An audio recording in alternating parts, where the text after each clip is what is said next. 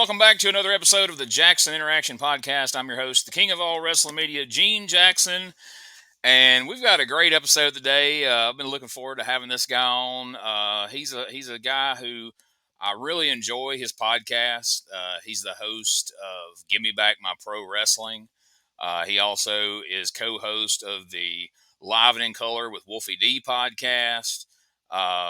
I've gotten to do a couple of them. Most noted, the most one of the most fun podcasts I've ever done is the watch along that I did with Jimmy and his brother Jared, the Plastic Sheik, when we watched Thunder in Paradise. And if you haven't watched that, for the love of God, do yourself a favor, go check that out. I'm going to have Jimmy tell us, where we can find that as this interview goes on. But that's enough of me rambling. Let's bring the man on himself, my guest today, Mr. Jimmy Street. I mean, hey, what's up? It is about daggone time. I'm on a Gene Jackson podcast. That's all I'm saying. This is my life's goal, brother. Since what, like 2008? And I heard you on Blog Talk Radio, I know, right? So.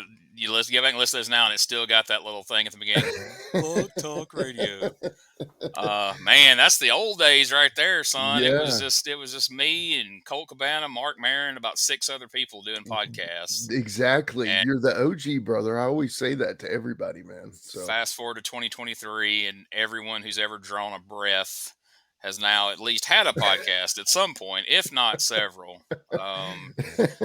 But yeah, man, I'm glad we're doing this. And, you do a couple of my favorite podcasts. We were talking before we went on, like, there's not enough hours in the day to listen to all the podcasts you want to. Like, I have buddies all the time because I'm, the podcast guy.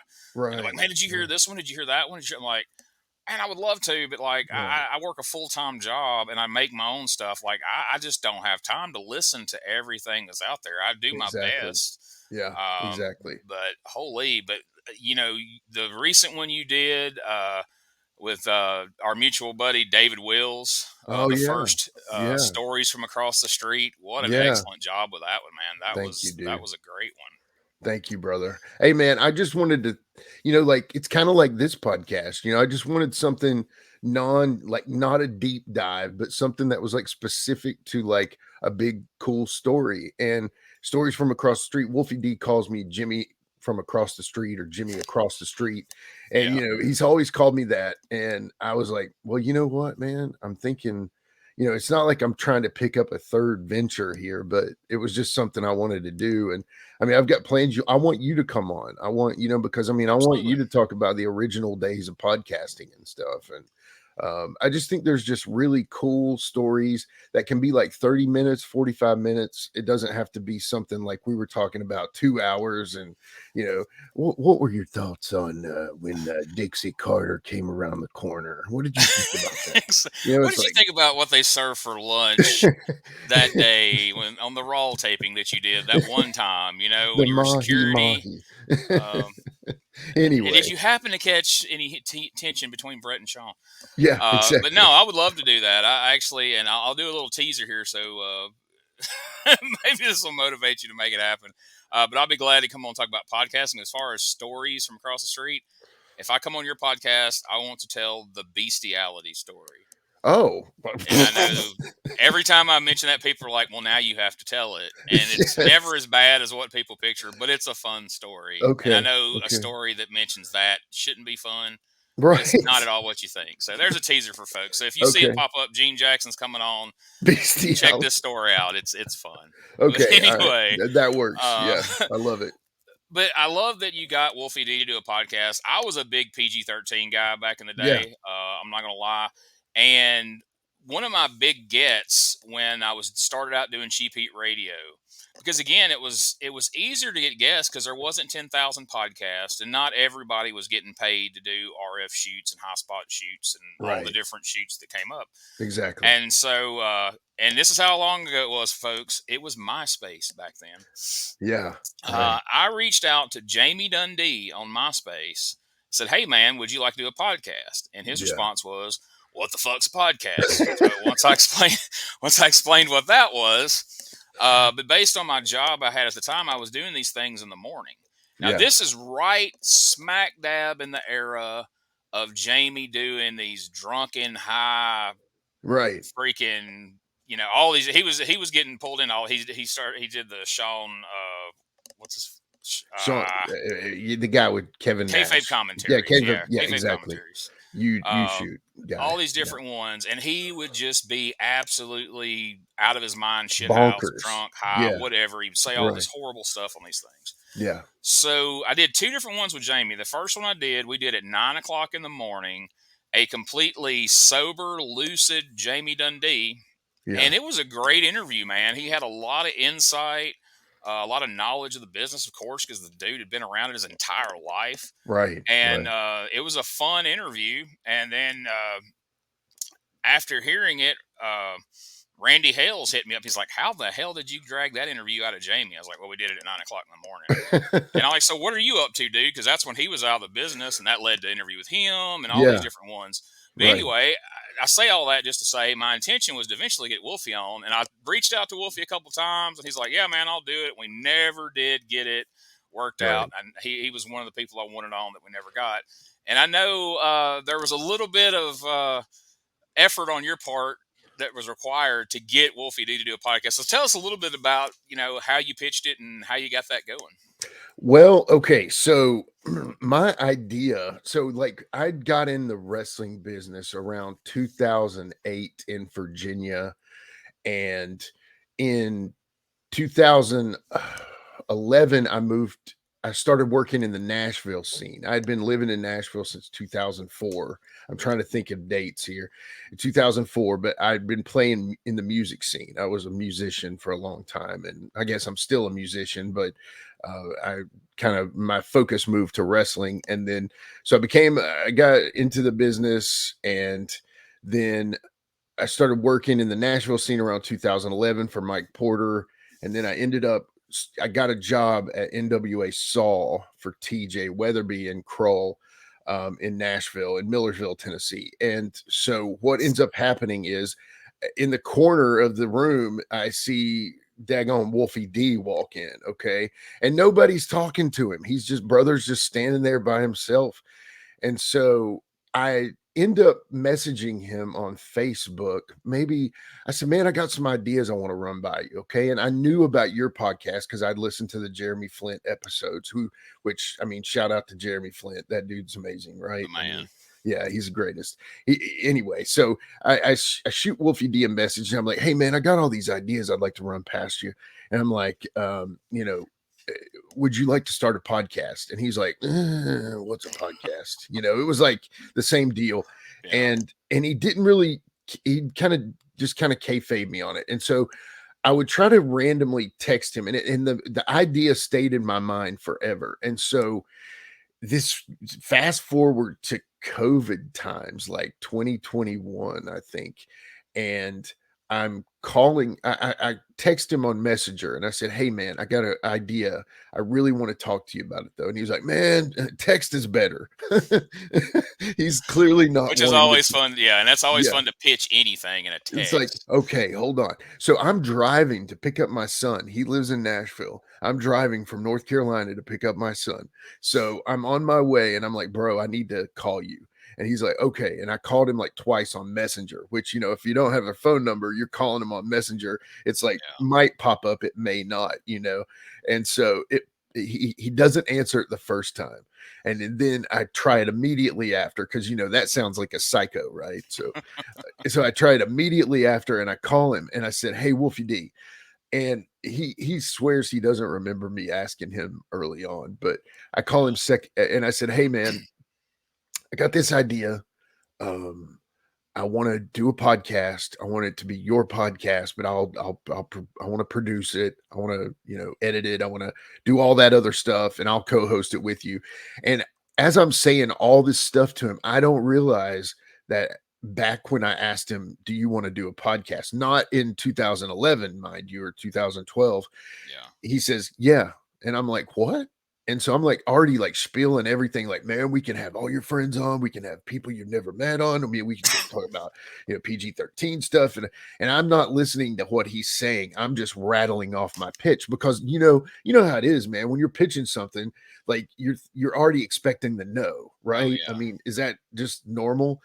Yeah. And so I end up, and he says yes. And I'm like, okay. And then so Wolfie is someone, if anybody knows Wolfie, Wolfie is someone that wants it yesterday, basically. So he was like, I went to go get my son. And what I was going to do is at that point, I was going to learn how to do a podcast because I had no freaking clue, bro. Yeah, And there's if you more to it than listen, people realize. there was a lot more to it. And then if you listen to the first like 20 episodes, you'll realize I had no clue what I was doing. And then I buy a good microphone, and then you get a good setup, and then you get some good editing software, and it starts to sound a little better. But then after like 40 episodes, I started to figure it out, even though I had a good mic and all that. Because as you know, with a good microphone, then that changes everything because then you're like all up on it, or you're like far away, or you're like yelling in the microphone or whatever. And or eating the microphone, as I hate to say, but it's so true. But anyway, my whole point of it was I got him to say yes, and then we recorded our first episode within that first week, and it's on the phone. Sounds like total garbage. I mean, but it's me and him talking to one another, and it's essentially just me interviewing him. Now it's kind of morphed into something more like he is the host and I'm the co-host, which is cool. Yeah, That's the way it should be. But you're you the Robin to his Howard Stern. know, yes, exactly. And that's about how many words I get in. Yeah, exactly. Yeah, no, that's true. Yeah. Sometimes he lets me talk more though. It's funny. It's just a good show. It's funny because I know on your end sometimes if you're in the middle of doing anything else, or because he'll be on a roll and you're like he's got this conversation going on and be like, hey Jimmy, what do you got? And then you're like, Exactly. hey, and then you You've have to hit him with listened. a question. You know, I it's can like, tell you've listened. Yeah, you've oh yeah, listened. I'll tell you, I've caught up on a bunch of them. Thank you. Now they're on YouTube.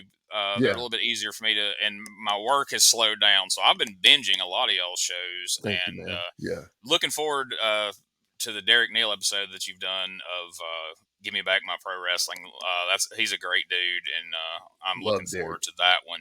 And Yeah. so, speaking of that, we'll shift gears from the Wolfie podcast. I know it seemed kind of weird that I jumped right into that without getting any backstory on you, but I did that intentionally because you do the "Give Me Back My Pro Wrestling" podcast, and you do that with your brother. Yeah. Yeah. First of all, I'm curious, how much of an age difference is there between you and Jared? 2 years. So Yeah. that's not bad. Or No, not bad like at me and my all. brother, I'm 9 years older than Oh, him, so wow. there was always Yeah. a pretty wide gap there. But Yeah. Middle um, name mistake, huh? No, I'm just yeah, kidding. yeah, he was a surprise to my parents. Will Just tell kidding. anybody that listens, which messes with his head, it seems. But anyway, that's another podcast. But I enjoy. That's one of the factors I enjoy about listening to you guys because I don't know. I don't want to put you on the spot and ask you your age, but I know it seems like our fandom is kind of in the same general time span there. Absolutely. Yeah. And I've really enjoyed listening to like the action figure episodes and stuff like that because I'm a big nerd of. I've been collecting those since the LJN days, and so Yeah. anytime I can listen to somebody besides just Cardona being an Right. elitist about Right. Exactly. and Yeah. like kind of an asshole about it. Yeah. I enjoy it, and so tell me a little bit about you guys growing up, how you two became wrestling fans, and kind of where in your mind the wrestling fandom kind of kicks off. Okay. So, yeah, my brother, I'm 45. My brother's 42. He'll be, Okay, see, I'm yeah. 46, so Yeah. we're Yeah. right there. Yeah. We're right there. So I knew that, it's so funny when you can kind of just tell, like, I know that dude's age. I can tell he likes, he knows about Wahoo McDaniels. So, my brother and I, it's funny. My parents do not like wrestling at all. They're just, they tolerated it because they knew we loved it. But we would go summers to a little county next to our county in Virginia, Buchanan County. And Buchanan County is like every coal mining country county in every state of your whatever. You pick a state and you can find the county that Buchanan County's like. And Right. good country cooking. I mean, they call it soul food in the city, but I mean it's country cooking. It's just good people, but they love some wrestling. And honestly, wrestling is to me just so ingrained in that kind of county that that's what I think of. That's where we would drive to see the wrestling. That's where, all this stuff.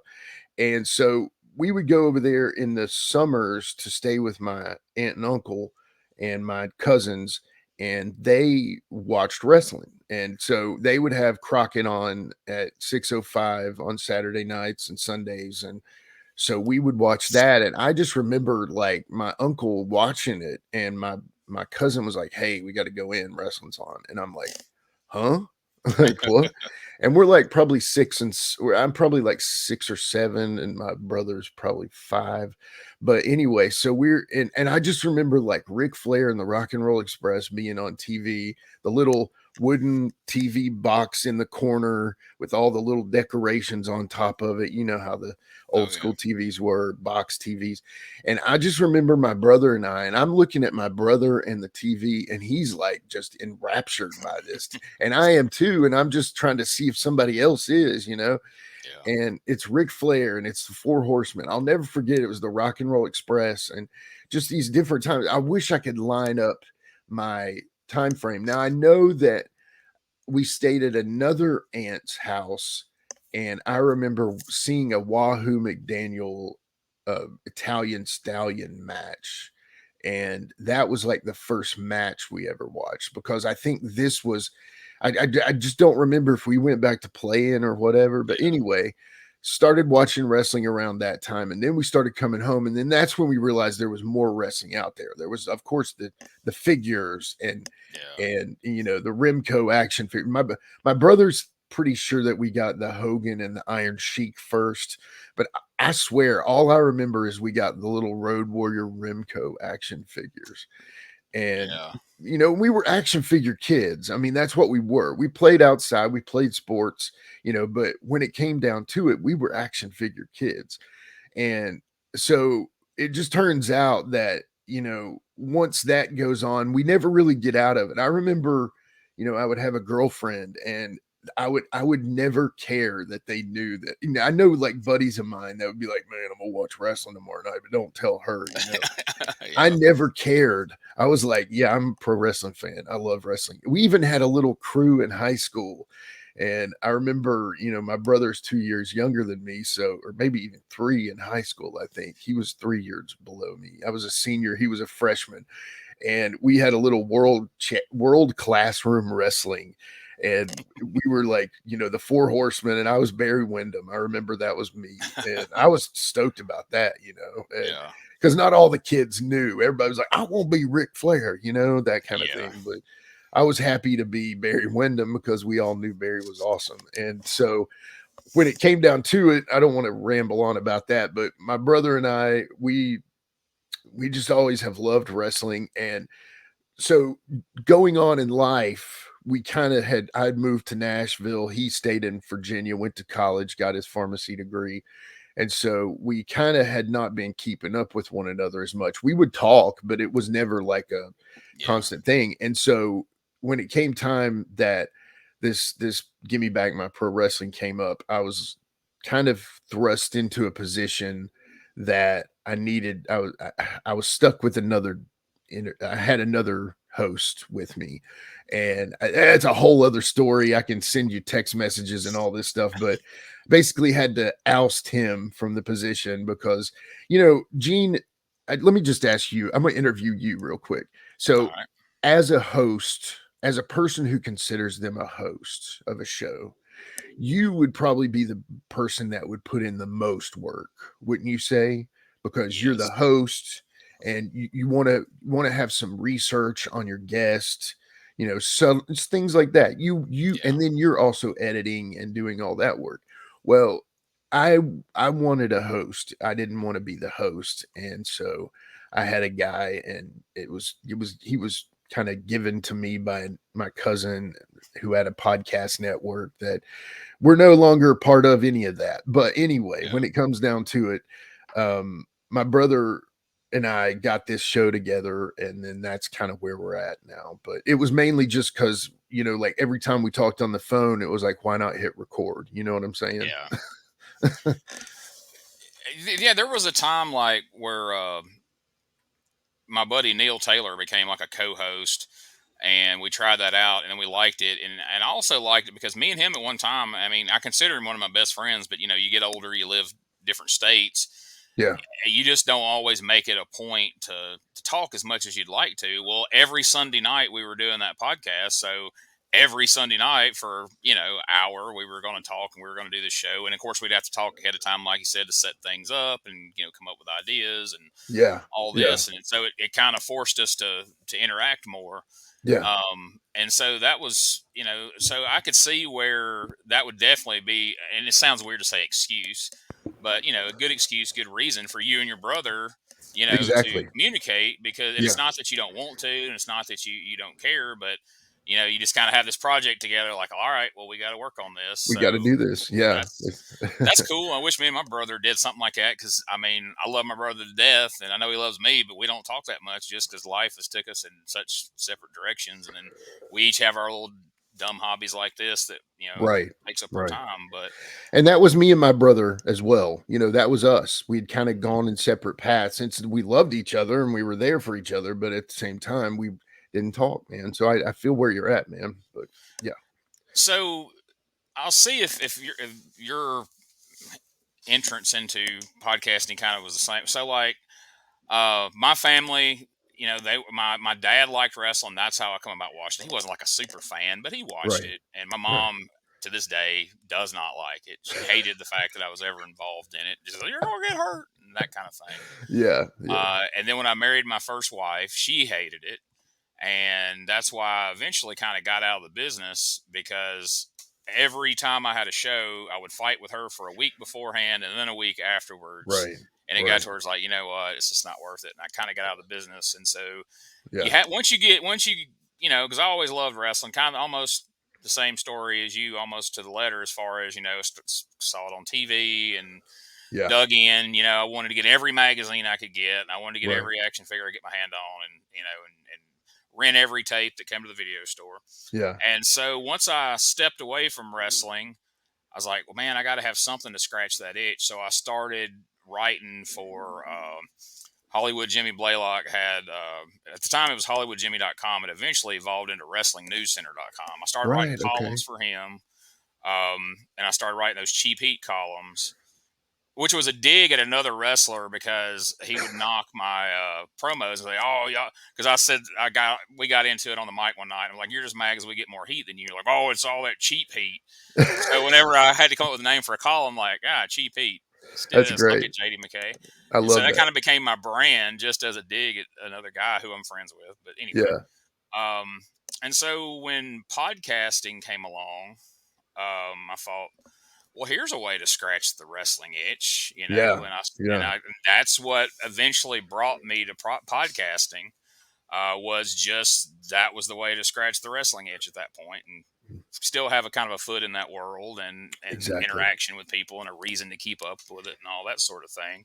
Yeah. Um, so we kind of talked about how you got into wrestling as a fan, and we don't have to dig too deep into it, but just how hard was it for you to get your foot in the door of the wrestling business, and kind of what was that process?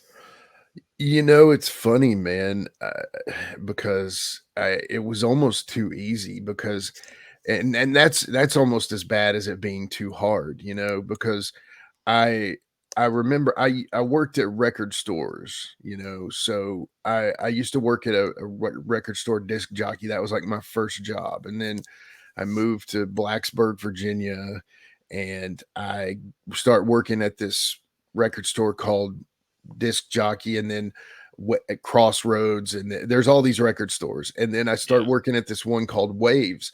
Well, it's in the Christiansburg Mall, and so this was the biggest mall in the area within like 30 minutes. And so we're working in there, and then, you know, we're really close to Roanoke. So there was a lot of the Roanoke wrestlers and Christiansburg wrestlers, and they would come in the mall.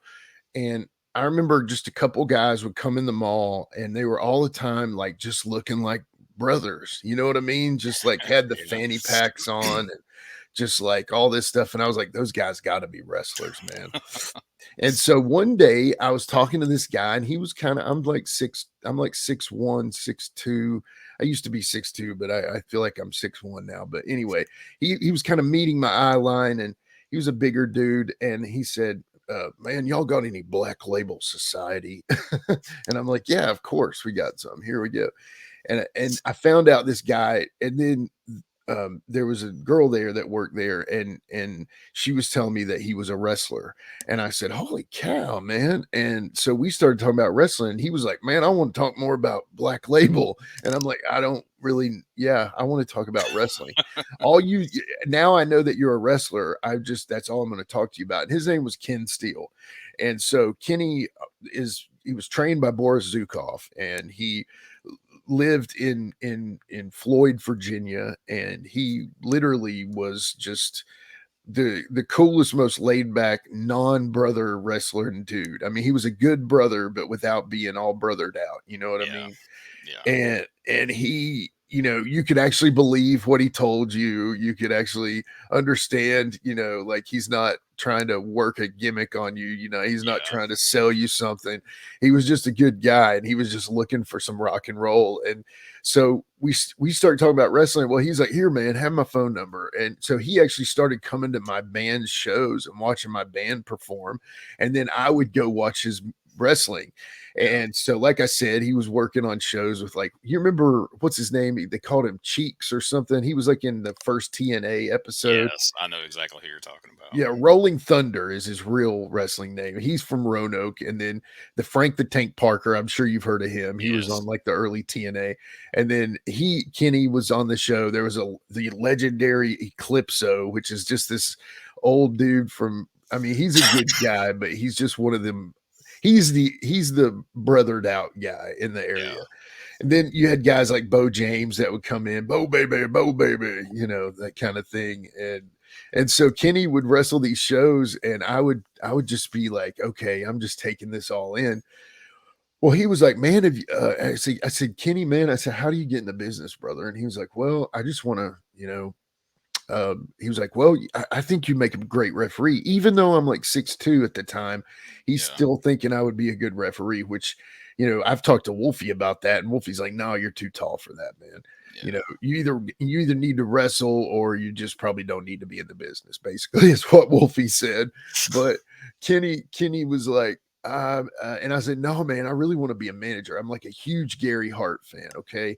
And I know that's I'm bald, I got a beard, it's like my thing. But and he says, well, you can be a manager, but I'd prefer you to be a referee, because you'll be more into the match. You'll have more to do. And I Yeah. said, no, man, but I've always wanted to be a heel manager. And he was like, man, you know, and you know what I'm saying, right, Gene? I mean, Yeah. it's like, maybe not everyone out there will understand, but basically, long story short, you're much more integral to the match as a referee than you are as a manager. It's just the Yeah. truth. And now, had I done this all again, I might have chose the referee part, because who knows what would have happened. But when it comes down to it, I couldn't be told no on the manager part. So he starts bringing me in for some, and I have never claimed to be trained, so please don't take that the wrong way. But there is a small amount of training that he gave me, that Yeah. I basically learned how to bump, take a flat back, and be safe, and to essentially take offense and sell. You know what I'm saying? Yeah. And I know that's kind of weird that you're trained to sell. It's not really that, you just react. But when it comes down to it, I he did not want me to look like a trained performer. So that was about it, my minimal Yeah. training. So I probably did it for like 3 or 4 weeks, and then I was kind of ready to go. So If you yeah. know anything about wrestling, you can look and tell the guys who either A, used to be wrestlers, i.e., like a Bobby Heenan, Sure. Yeah. or a guy like Cornette, who got a lot more training than your normal manager, who could actually work a match, compared to those guys who, they would take that bump off the ring apron and damn near die in the process because they didn't know how to take the bump. Exactly. Um, Yeah. and so, yeah, a lot of people are like, "Why would you be trained as a manager?" Like, no, you need. I'm like, when you see those managers get knocked around, you got to know what you're doing. And Right. like I said, Heenan being the best of the bunch, because you can think back in your mind now. There's certain managers I don't know that you ever saw them really bump. They might have got hit and just kind of crumpled, but Right, right, and of course, then exactly. you'd have Slick that would get in there and Hogan would fling him out. He'd take that, Yeah, bump over the ropes, and yeah. Heenan, of course, would take the big flip in the corner and all that jazz. And All of and Jimmy Hart's crazy bumps that oh he would yeah, do, you know. So absolutely, I mean, but anyway, yeah. So I ended up moving to Nashville, and so my friend and mentor and the guy who essentially, and I always do the quotation, trained me, is still in Virginia. So I moved to Nashville. My band's getting a little bit of attention. We're trying to get closer to the music industry. We're just a rock band, but we decided to move to Country Music USA. But anyway, when when the band eventually breaks up, my mentor's like, "Hey man, I'm going to be running some shows in Virginia, North Carolina. Can you come back and work those shows?" And I'm like, "Yeah, man, I will." And dude, it, it's not like it was worth the gas money. It was oh yeah, basically, me doing it. And so that's where I meet guys like Ricky Morton, I mean, and Bobby Eaton, and I mean, guys like that. I start to meet these guys on these shows, and so that's where I kind of get my foot in the door with those guys.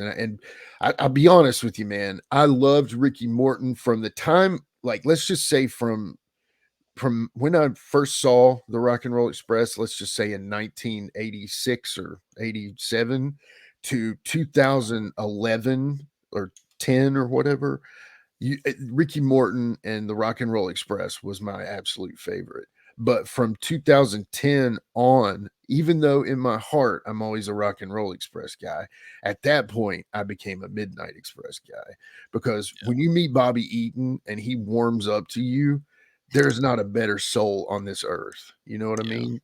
And and so Bobby, I just remember Bobby would be so great. And so when Bobby worked a Mike Porter show, and nobody knew really that I knew Bobby because I just didn't feel like I should just go around bragging about, "Hey man, I'm buddies with Bobby Eaton," not that I'm like yeah. buddy, but when Bobby would see me, he would always hug me and just be like, "Hey brother, how you doing? How you doing?" And just Bobby's just the salt of the earth, right? Oh I yeah. mean, there's no question.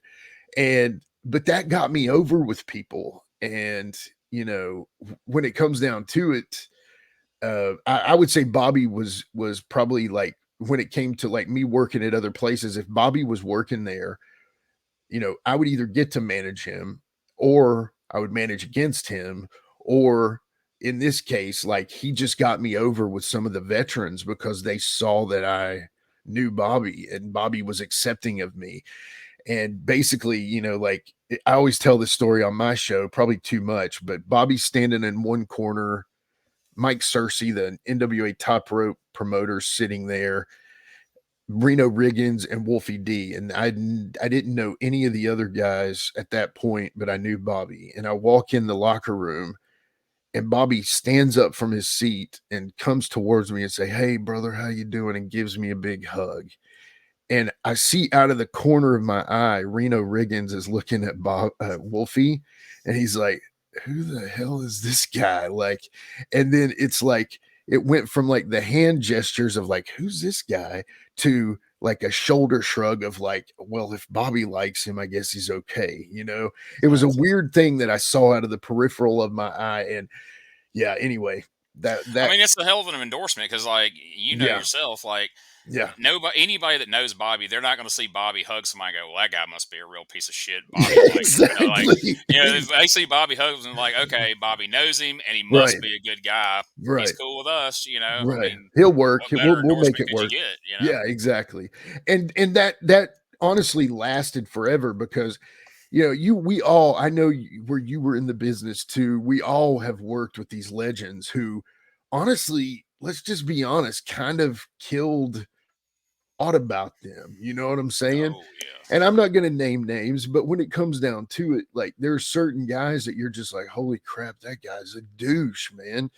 And you find out later that they've always been a douche. They just knew how to turn it on when the camera was on. And you know so anyway, point being, that's kind of what got me in the wrestling business. And thankfully, I don't want to owe it all to Bobby, but Bobby helped me with get respect in certain elements. But when it came down to it, man, I had this early character, Prince Omar Al Kazan, and that was the kind of Virginia area heat idea, cheap heat. You know what I mean? Yeah. That my manager thought. I mean, my mentor trainer Kenny thought up was like, well, it'll be easy heat, and I think he was doing that because I was so green, but he also didn't understand that I mean, I'm the kind of guy, if we're in a full elevator, I'll be the one to talk and be like, and it embarrasses my family and my it's like my mother is the same way. We'll just talk to anybody. And Yeah. I sometimes I do it just to entertain myself because I'm like, how's this person's like cowering from like not wanting to talk to anyone, or they're hiding in their phone. And I'm like, hey man, what are you doing? Did y'all eat the breakfast this morning? You know, just to mess with people. And anyway, so I'm super talkative, as you can tell. And I'm also, and that's probably what makes my podcast at least pretty decent, because I can run my mouth. But I think that led me to not having any jitters. Now, of course, there's the normal, like, oh, I'm going to screw up this spot jitters. But when it comes down to it, I felt like the managing part was kind of simple after that, So You got to be talkative as a host and be comfortable talking to people, because not everybody, even if they were good talkers in the business, are good interviews. right, Like right. for instance, and I'm not burying the guy. I love the guy. He's a friend of mine. He's, he hits me up every now and then. But do you remember the freight train craze? Oh yeah. Quite a few years back. Well, Yes. I worked shows with Hello. freight. I worked shows with freight train. Got to know the guy. I mean, I consider him a friend. Got to have a few Yeah. matches with him actually. Yeah. And so I was like, man, this guy's like a killer promo. He would be an awesome podcast guest. So, I'd get him on the podcast. Hey, Freight Train, you had the match with Eugene in Indiana, Yeah. how did you like that? It was good. Yeah. Yeah. He had to say yeah at least 1,000 times in that Right. interview. Right. You felt like Flair carrying a job guy on a Saturday night taping somewhere, Yes. bless Yes. his heart. Yes. But that happens more often than you realize it's going to. Ladies and gentlemen, welcome to Give Me Back My Pro Wrestling, the podcast that's based on the old school but can still help you find the good stuff from today. Jimmy Street and the Plastic Chic, Jared, are the undisputed tag team champions of the wrestling podcast world. From thought-provoking topics to superstar interviews to action figure expertise, this team does it all. And all they ask is, give me back my pro wrestling!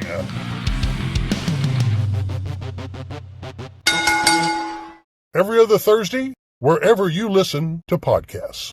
It But to does. circle back to something you were just talking about, you get these guys who fall into the business one way or the other. They see it as an opportunity, they get in. They don't love it. They don't really know nothing about it. But here you are, a guy who's been a fan of it. You've loved it since you was a kid.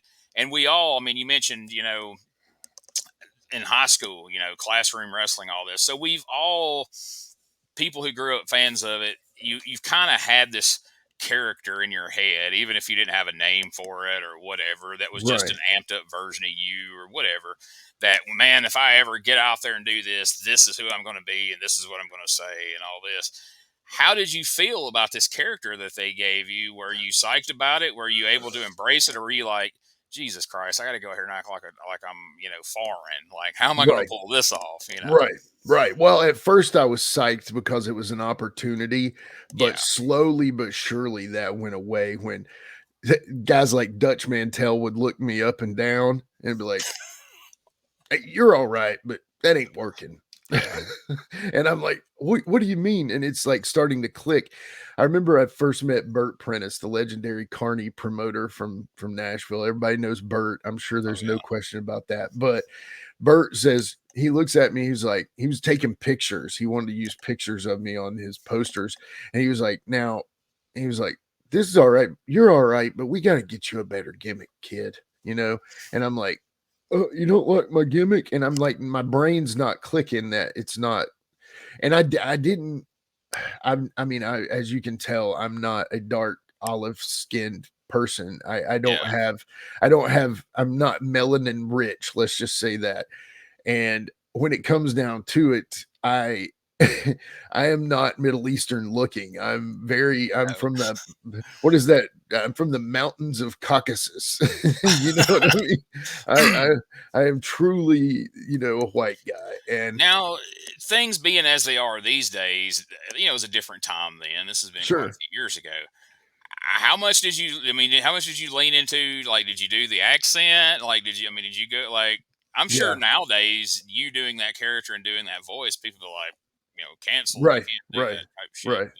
But, I had like three, it was like an evolving accent. Okay.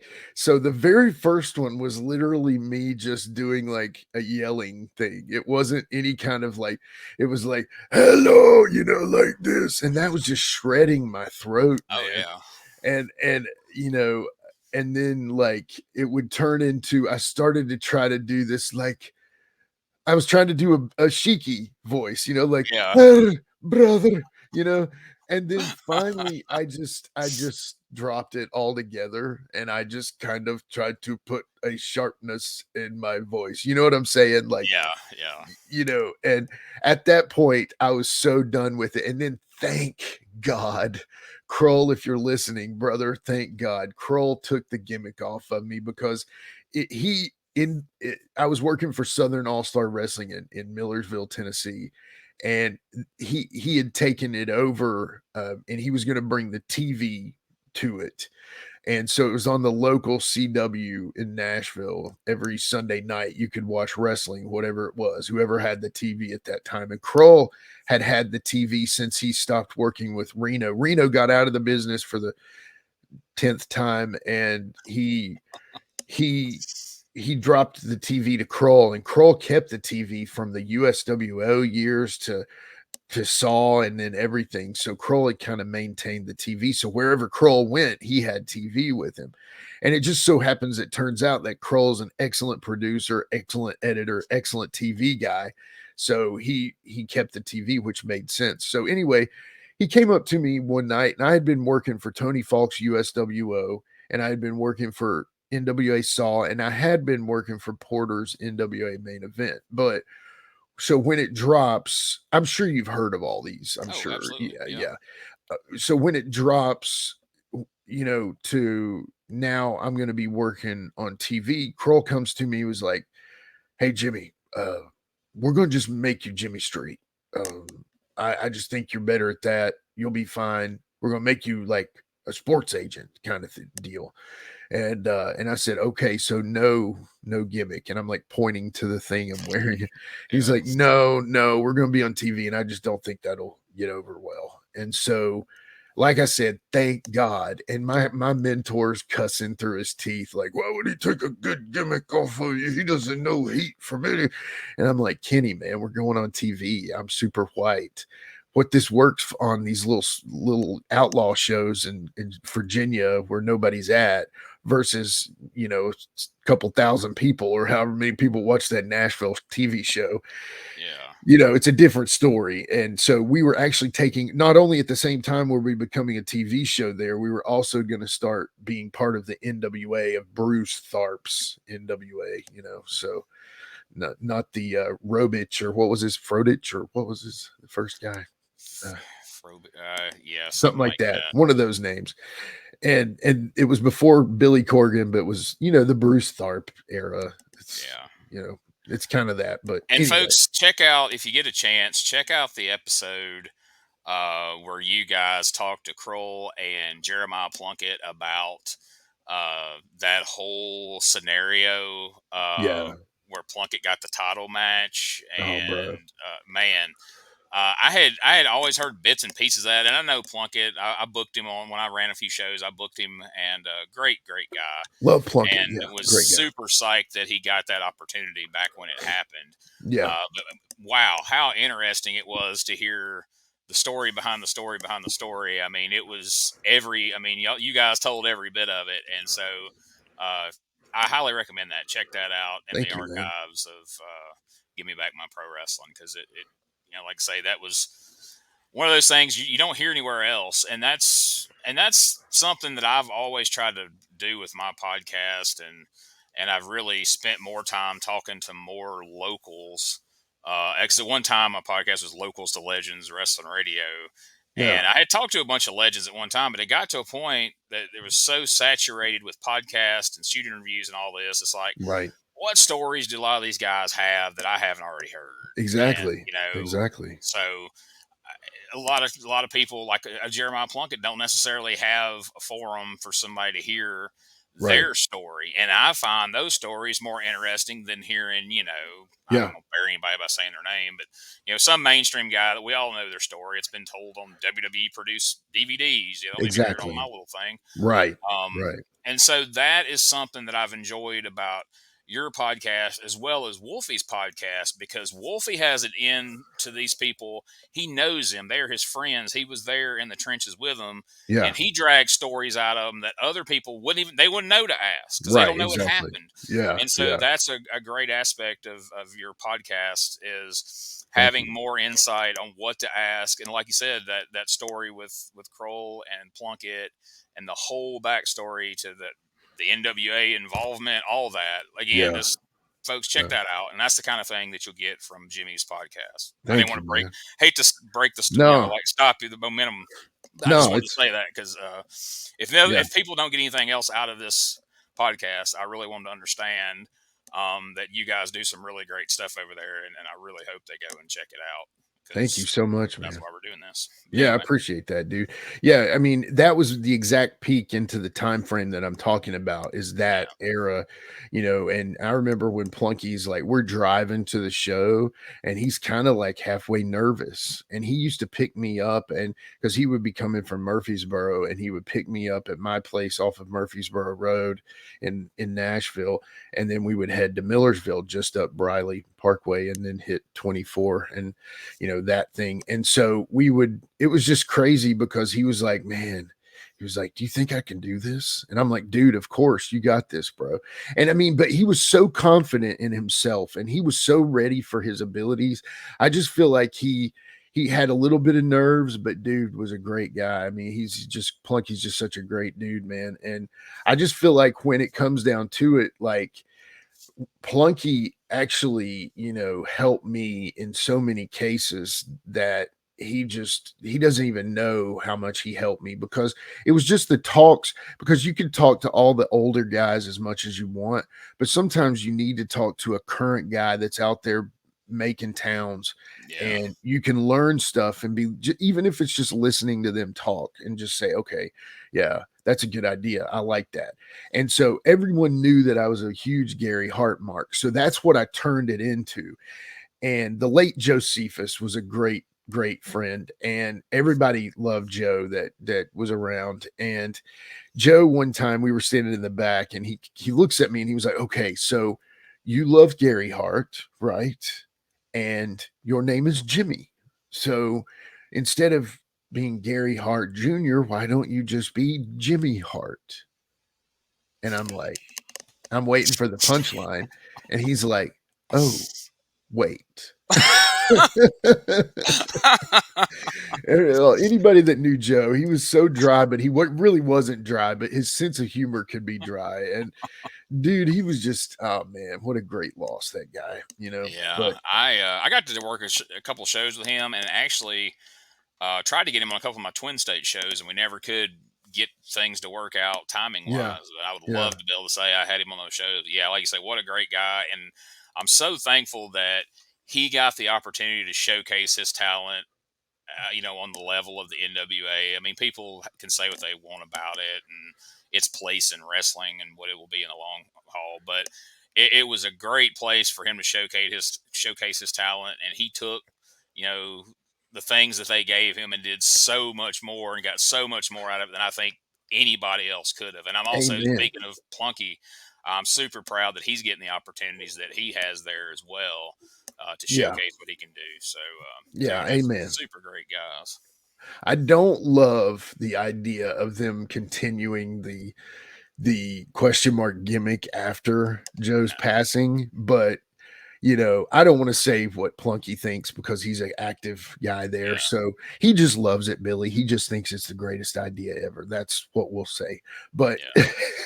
what I mean by that is I did not like that. And it made me sick, actually, but then I had to think about it because Billy and Joe were friends. And they actually, like, Joe went on the road with Billy for a while. Like, there's these like documentary style videos that Joe shot, and it was just him and Billy in an RV going to town, I think. And it's just funny because they became friends after Joe started working in that, what was it, Corgan's Resolution what was that up in Chicago?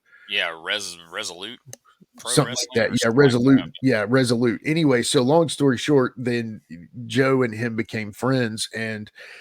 But I wanted to think of it as him trying to pay tribute to Joe, but I just was like, man, come on with that. But I Yeah, don't I know. mean, I have no doubt that's his intention. Sure. But Yeah. I think it's misplaced. But Yeah. What are you gonna do? it is what it is. It's not Unfortunately. our TV show, right, brother? Exactly. Exactly. There's a lot of things I would do different, but Exactly. you know, Exactly. Yeah. Yeah. Tyrus was world champion for a while, so that's I cool. mean, that's something, right? At least that's Something that something. happened, Yeah, and that is he something. had a bull rope match with EC3 and lost the belt. Yeah. So thank you, You EC3. know, I mean, when we good go job, back Tyra. someday, when we go back and look upon the great bull rope matches of our time involving Dusty Rhodes and Stan Hansen and Billy Graham, and of course the one that topped them all, Tyrus and EC3. Yeah. But anyway, Oh, yeah. this will turn into a whole different show. Um, it's always been a big thing in wrestling.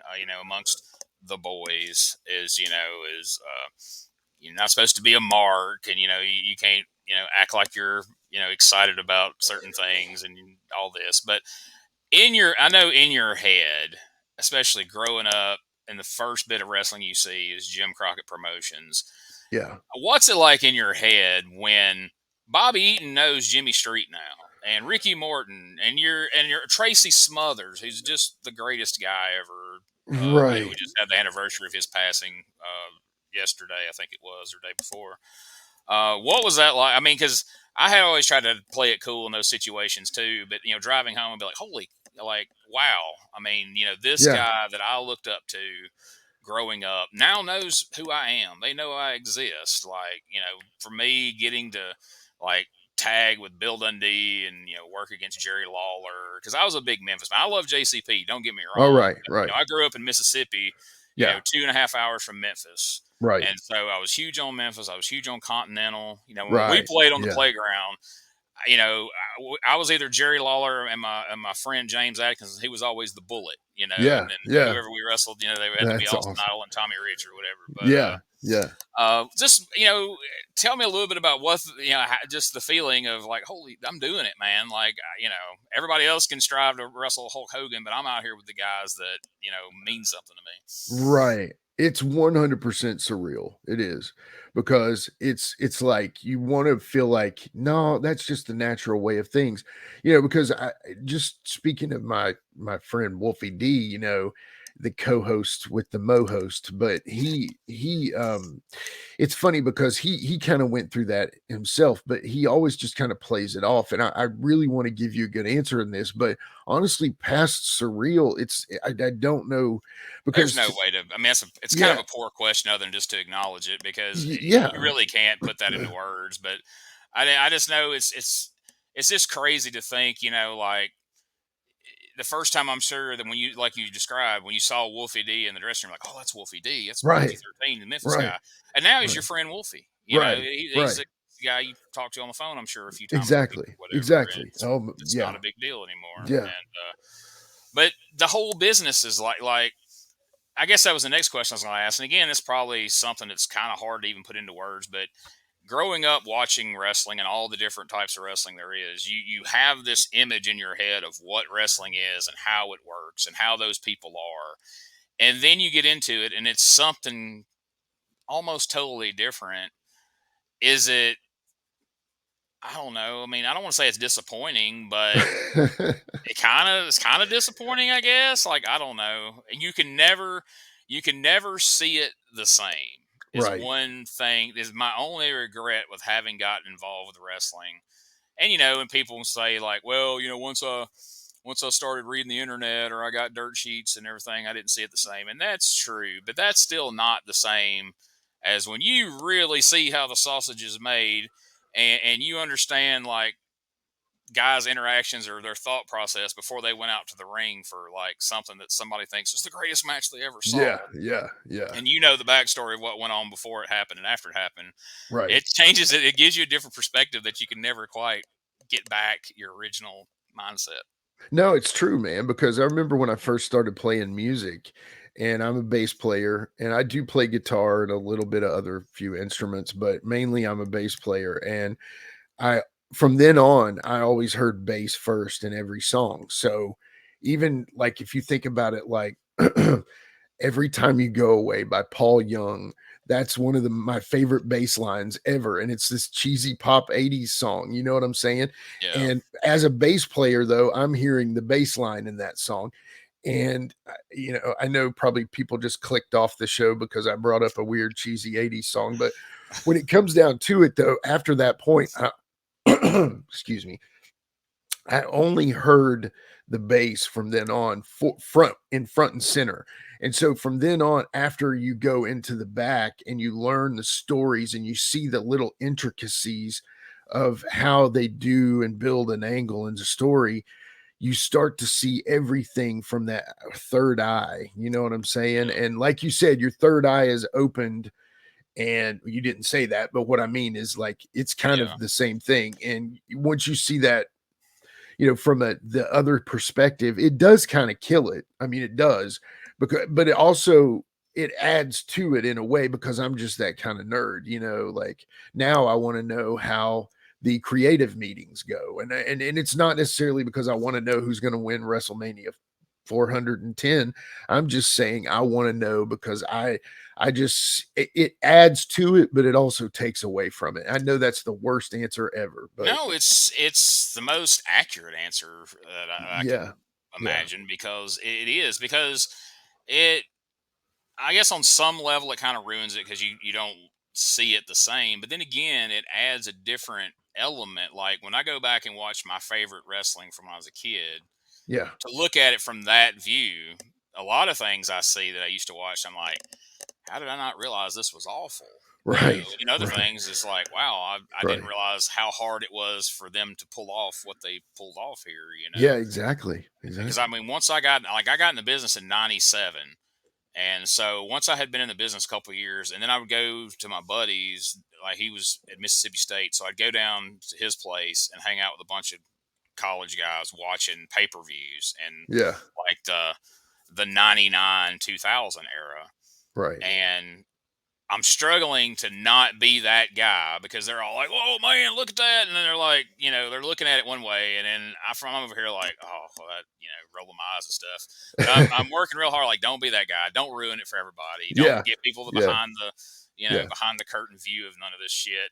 But it yeah. also, when you're in the business, it's kind of fun to go and do that, because you get in the business and you get this tunnel vision and you get really freaking cynical, Right, and you know what the boys' point of view is on everything, right. and you sometimes lose sight of how fans view things. So even now, I love to go watch stuff with just regular wrestling fans and see how they perceive things and how Yeah, they're receiving it compared to how you looking at it from an inside perspective is. And a lot of times how they view it is not exactly how we view it or how we think they're going to view it. And right, right. um to me, wrestling, I feel like has kind of passed me by. Like, I don't follow a lot of current wrestling, and I'm not, again, I don't want to be the guy like, this shit sucks, it's better back in.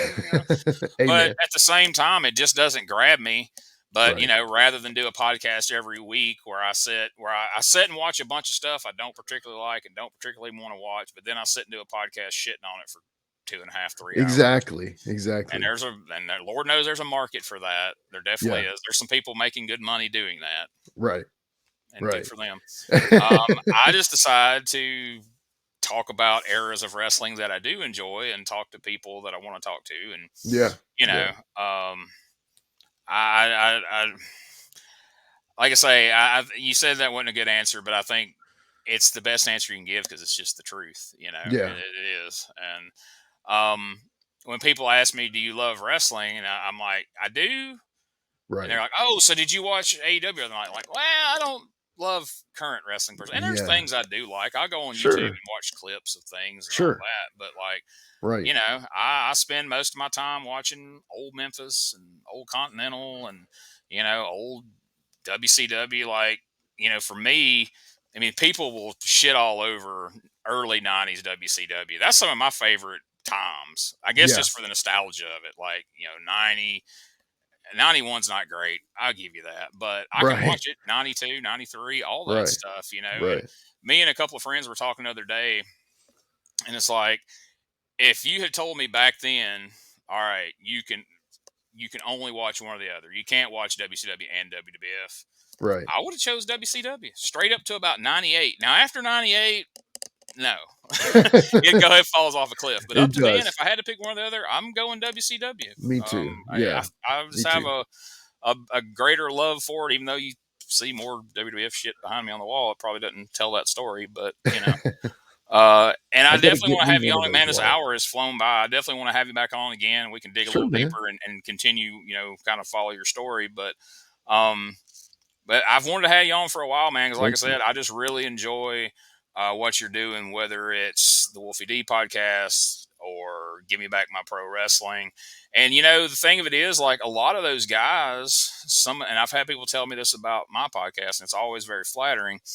A lot of those guys, like, I followed, like, when I was in the business, I would read results online, and I followed the Nashville scene as far as just reading results. And I would, tape trading. I'd see tapes of Music City here and there, and I'd see a Saul, show here and there, and this and that.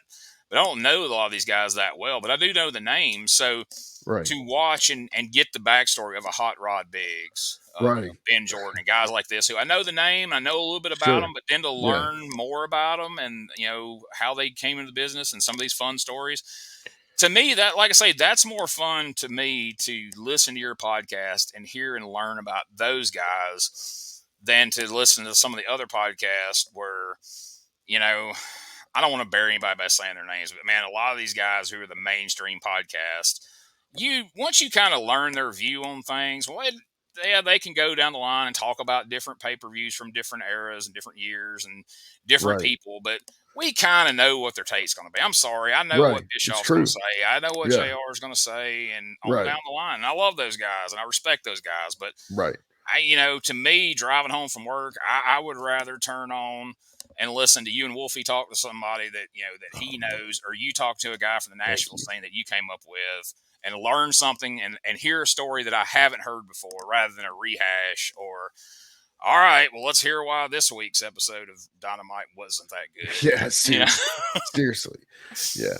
Dude, thank you so much for saying that. First of all, so my brother and I, we were doing the show, and like probably 20 episodes in, we were doing topics, but we would do like random interviews with like Chris Michaels, Cassidy Riley, Hammerjack, these guys. Well, we have Jeff Daniels on, and Jeff Daniels is Jeff the Crippler Daniels. He worked in Mid-South. He worked in World Class. He worked all over. And then he like trained with Bob Sweetan. And then he came to Nashville and kind of stayed. And he actually turns in, it was a great show. It was like the numbers we didn't know we could ever reach. And then we do another topic show, and the show kind of is just like the back to the normal listeners. So it didn't really add listeners. And then we brought on Shane Morton, who's also one of my mentors after I'm in the business and moved to Nashville. And dude, that show blew up. We were like, holy crap. And it's still climbing to this day. So at that point, my brother and I had a decision to make. And so we made a pivot, and we actually started doing all these interviews with the Outlaw guys. And of course, now that's led up to us working with guys, to bring in guys like you on, because we wanted to do that watch along. And that is not dead. That is still going to happen. We're going to keep that going. It's just we've kind of fallen into a routine, So, so, we've had guys like that on. Then we just had Derek Neal. The one that I'm most excited about, I almost don't want to say it, but I'm going to, is our very next episode. It's going to drop November 9th. We've got Tommy Angel coming on. And I don't know if you know who Wow. you Oh remember yeah. him?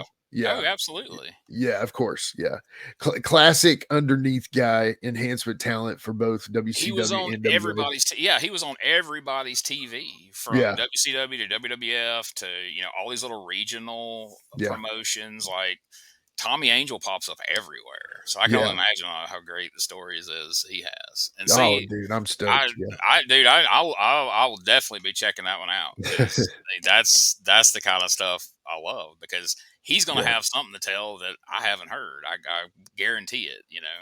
So And so with him, I had this choice to make. I'm like, because we've got on the Wolfie D show, we've got guys like Bull Payne coming up. We've got the grapplers, Lynn and Tony. We've nice. got some other guys. We've got a Halloween show coming up on Monday. But then after that, we've got some more interviews. We've got some cool things coming up on the Wolfie D show. Boris Zukov is coming on soon. But the next one I was like, do I give Tommy Angel to the Wolfie show or do I steal him for my show?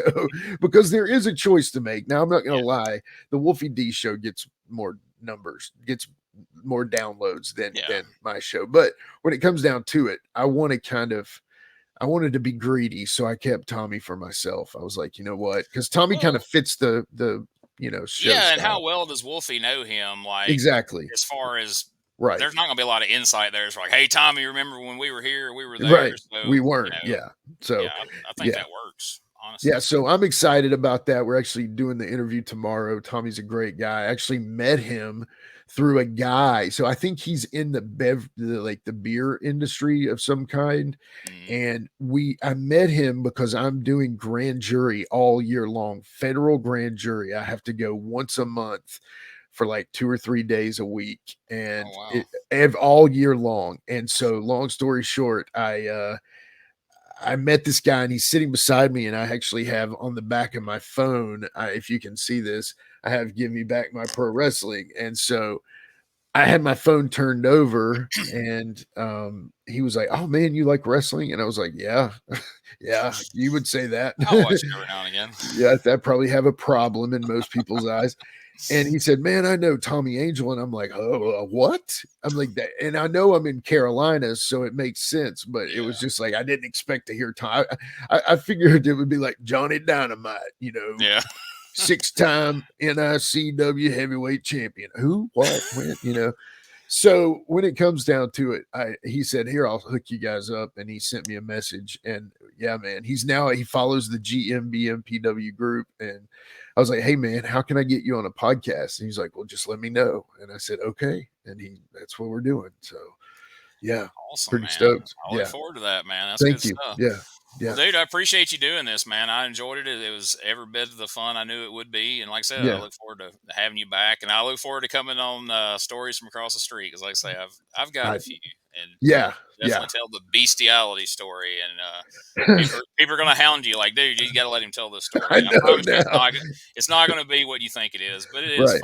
So. That's awesome. Yeah. And no animals were harmed in the process of the story. Yeah, and that'll be coming soon, man. We'll have you on very soon for that. Because I mean, anytime the words bestiality are brought up, it's just like, yeah. Wolfie will catch wind of it, like, dude, what are you doing? Like, what? Who is this guy? Like, hey, man, who's that? Who is that guy? It ain't the story about the. Oh God! It ain't that story, is it? No. I recently driving to work the other day, I listened to y'all's interview with Fondo. And that was a good one too. That's an oldie. Yeah. Like I say, these old ones I missed are popping up. I'm like, hey, I didn't know they did that one. And I'm going through checking them out as they pop up on my phone. You know what I'm doing, Gene? I'm literally going through our top list of downloads. And I'm like, okay, this one might have reached its peak on the downloads. Let's put it on YouTube, see how that does. And we're just slowly building, and soon enough, they'll all be on there. But we're not like we're not like you where you do like multiple releases on all the different formats. And it does, we're more the cornet style. We don't do, we're audio only, but when it comes down to it, when it, the video style, it's a whole other ball game. And I understand that, but when it comes down to it, if you listen to cornet and you can listen to that, anybody that you don't have to see me and Wolfie to listen to us, So No. And Lord knows you don't need to see me. Mine's more out of laziness because StreamYard has been the best thing I've found to record these things. And I'm like, well, if we're going to have the video anyway, we might as well just throw it out there. And because I do the audio version too. And, and that gets better numbers for the most part. Sure. And really, I mainly started doing this when we were doing Cheap Heat TV Live because there was like 4 of us on there, and it was a little more visual. But did you ever find Mako? By the way, did you ever find? No, Shane Mako, 100% legit, dude. None of us have heard from Shane Mako since months ago, and he's alive. He's okay, but like nobody in wrestling has. He went from wrestling every week to all right, guys, I'll see you on the podcast next week, and nobody's heard from him. You're still waiting. AWOL. And so, it's kind of crazy. I mean, we went from talking to that dude. I mean, I was managing him over in EPW. I was talking to him 2 or 3 times a week to just nothing. Yeah. I don't know if we made him mad or. I mean, he probably found a woman. We all know when somebody goes AWOL from wrestling, it's 2 things. It's either drugs, women, or both, God forbid. Yeah, right. So he's, to me, Shane Mako has pulled the Dennis Condrey of our generation from 1987 or whenever the hell that was. He went AWOL in the Midnight Express. Right. So that means he'll turn back up with another partner soon, like it never happened, I'm guessing. But, well, all right, man. I'm going to jump off here. But again, tell everybody just real quickly how they can find all things that are Jimmy Street podcasts. Okay, so I'm Jimmy Street on Facebook, but I'm at James Rock Street on Twitter or X or whatever you want to call it. But if you want to check out my shows, it's at Live Wolfie D on all the social media formats, or at GMBMPW on all the social media platforms. So you just look up one of those, you'll find me. We also have a group on Facebook. Gene's a part of it. You come on and join us. We love to have you. And if you all have a podcast, like I'm always promoting Gene's stuff in the group because I like to promote stuff for people. It's not just my podcast that we promote. So if you have something you want to promote, come on in there and join us. As long as it's wrestling related, nothing. Yeah, don't go sharing your weird stuff, Exactly. baseball or some goofy stuff like that nobody cares about. Exactly. Even though I love baseball, but still. Yeah.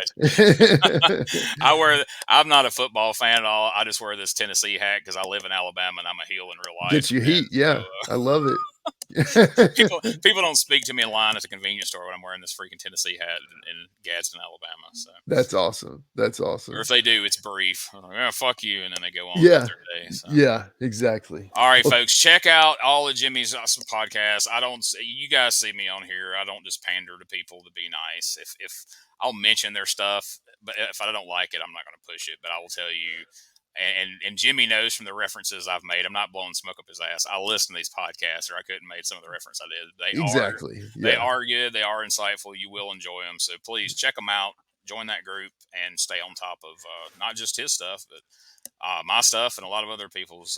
If you're a wrestling fan, there's a lot of great stuff in there. So check it out. Thanks, Jimmy, and we'll talk to you soon, buddy. All right, man. Sounds good. Thank you, man. Hey guys, this is Wolfie D from PG-13. Check out my podcast, Live and in Color with Wolfie D, every Monday at noon. We're talking Memphis, we're talking ECW, WCW, WWF, everywhere that I've been. We even have some great guests, some Hall of Famers on the show with us every Monday at noon, Live and in Color.